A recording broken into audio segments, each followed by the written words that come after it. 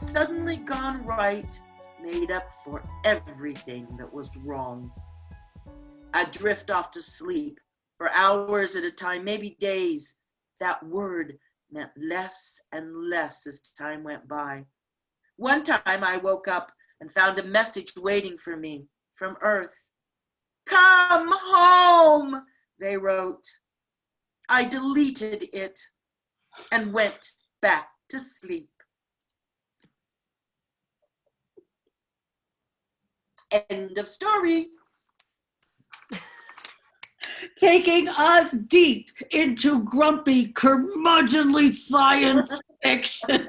I love it. Comments for Astrid. I liked the structure. What structure? I know. That's what I like about it. You set us up for something to happen. She's stuck on this ship on an asteroid. You expect her to develop some new insight into Earth and her relationship with people there. And she just goes back to sleep. Exactly. The days and the nights and the weeks just seem to blend. But at least a woman has her cat. Right. And maybe that's all she needs. So any other comments for Astrid? You know, Astrid, I kept waiting for some kind of explanation for her alienation from the beginning, but, you know, maybe you don't need any. I want it open-ended. I do want a progression. She's meant to feel more connected to Earth when she first gets there. That's in there. Okay. Thanks for the feedback. Somebody else want to go? Let's see. Anybody else have something? Oh, I know. Molly. Well, actually, I don't like the play I'm writing. The characters don't like me and what I'm telling them to say, and they all hate each other and not in a good way. Oh, but Olivia sent a poem.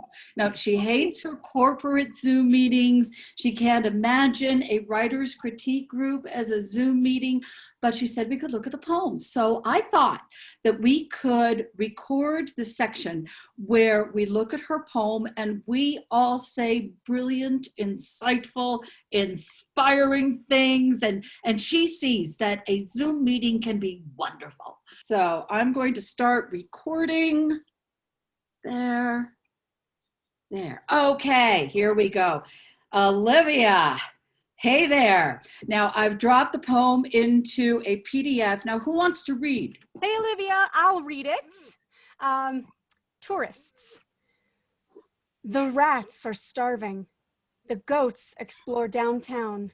Trotters on the asphalt. The bars are boarded up. They're ready for adventure.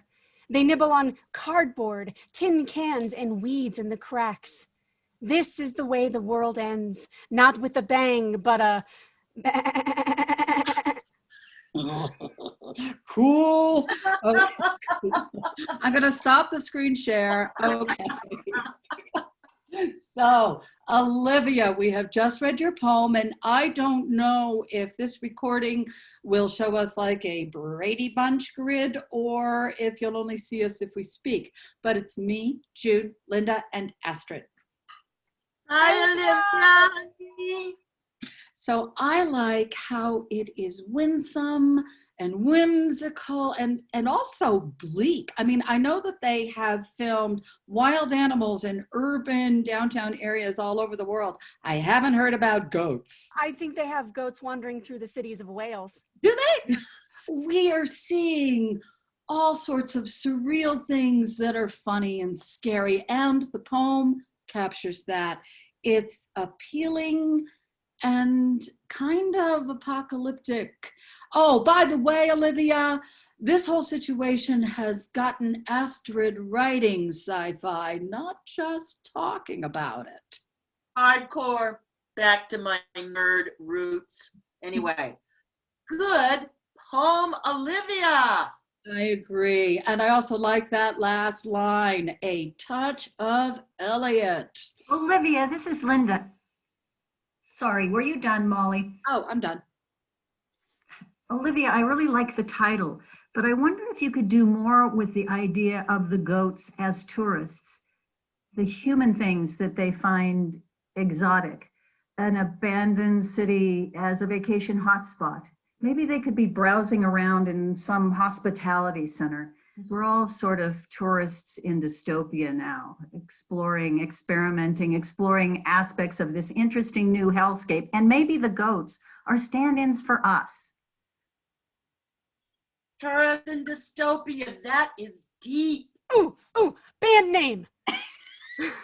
Yeah, or title for a cyberpunk novel. See, Molly, we are all going existential. I'm telling you. But I wouldn't make the poem too long. That's not what I'm saying, Olivia. I think the compactness works in a poem like this, but maybe you could add a touristy line or two without hurting it.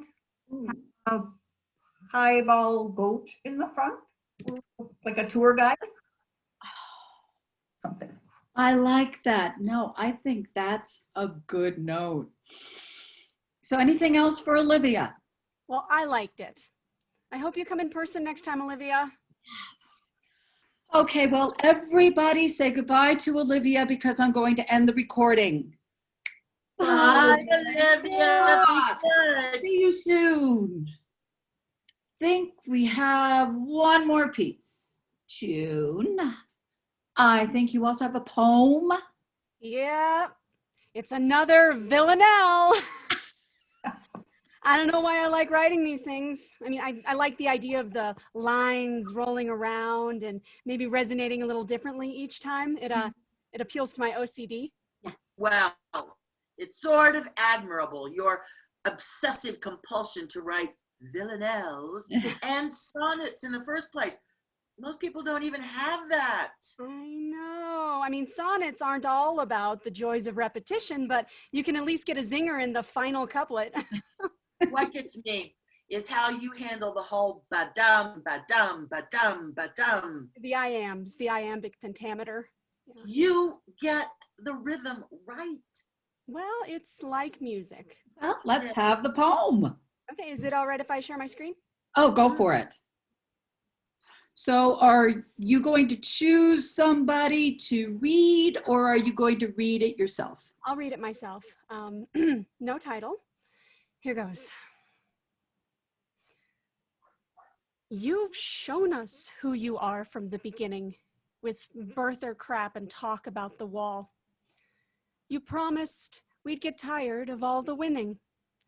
As you stood preening, bellowing, lying, grinning, all racist thugs responding to your call, you've shown us who you are from the beginning. A sneering troll gaslighting us and spinning cruel fantasies that spike our cortisol. You promised we'd get tired of all the winning. Well, TV ate up your blustering and sinning, and you appeal to those you don't appall. You've shown us who you are from the beginning. Comb over truth where, like your hair, it's thinning. Rewrite the weather with your Sharpie scrawl. You promised we'd get tired of all the winning. Our land's sick from your sloth, and still you're ginning up self-praise. We turn to alcohol. You've shown us who you are from the beginning. You promised we'd get tired of all the winning.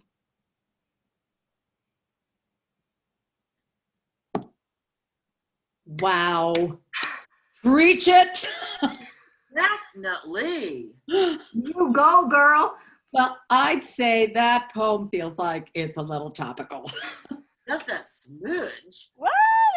Oh, no. It's about this rotten guy I was seeing.